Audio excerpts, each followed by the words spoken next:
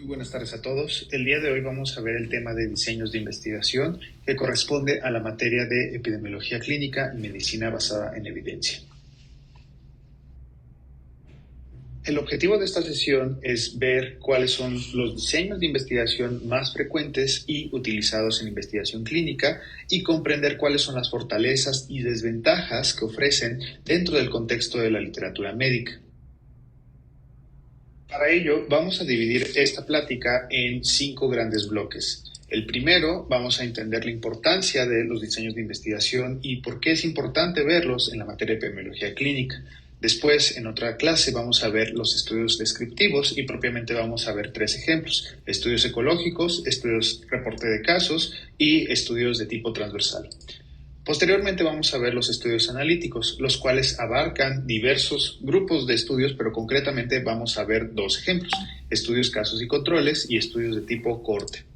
Posteriormente veremos un repaso muy general de los estudios de tipo experimental y esto se retomará de nuevo en una clase posterior en el curso. Y finalmente daremos un resumen de los principales resúmenes de diseños de investigación que se utilizan en investigación médica.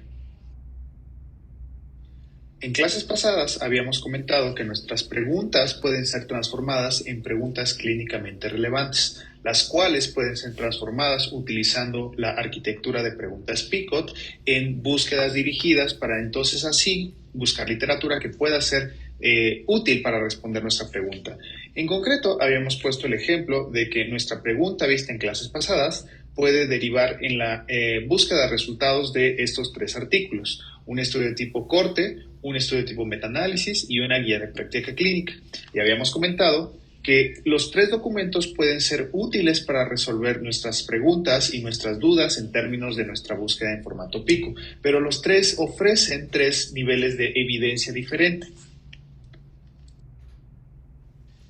Entonces, nosotros podemos utilizar la pirámide de las 6 S's o la pirámide de Hayne para poder clasificar la evidencia en torno al nivel que ésta ofrece. Entonces, esto lo habíamos visto con ejemplos previos y habíamos comentado que dependiendo del tipo de evidencia y el tipo de artículo, yo puedo tomar una decisión de cuál hacerle, entre comillas, más caso y entonces poder extrapolar una decisión clínica. Pero en concreto, habíamos comentado que todos los estudios y en general toda la literatura se basa en estudios originales. En esta clase vamos a abundar un poco más al respecto. Los estudios originales pueden ser clasificados después como una pirámide dentro de este segmento de estudios originales. En concreto, podemos ver que aquí existe una diversa gama de estudios que pueden ser clasificados dependiendo del nivel de evidencia que aporta. En el lado derecho tenemos aquellos que ofrecen el mayor nivel de evidencia y en el lado izquierdo de esta figura podemos ver aquellos que ofrecen un menor nivel de evidencia. En esta clase también vamos a discutir cuáles son las ventajas y desventajas de cada uno de estos ejemplos en concreto.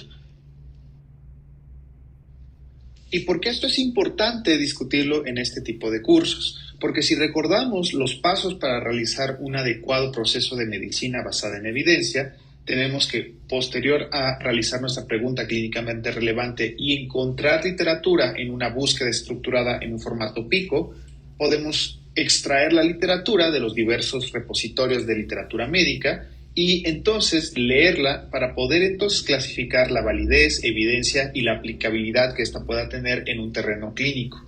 Y finalmente podemos integrar una decisión en torno a nuestra experiencia como médicos, pero también en torno a la preferencia y los valores de los pacientes, para entonces hacer un circuito y ver si efectivamente la evidencia que extrajimos tuvo una mejoría en todos los procesos médicos que nosotros realizamos.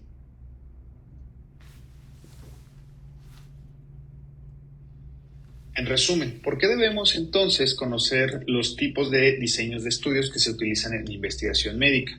Porque como vimos en el ejemplo previo, no todos los documentos o no toda la evidencia ofrece el mismo peso para la toma de decisiones. Entonces, el conocer este tipo de estudios y las ventajas y desventajas que ofrece nos permite extrapolar entonces hasta dónde podemos tomar una decisión dependiendo de la conclusión que se torne de un artículo.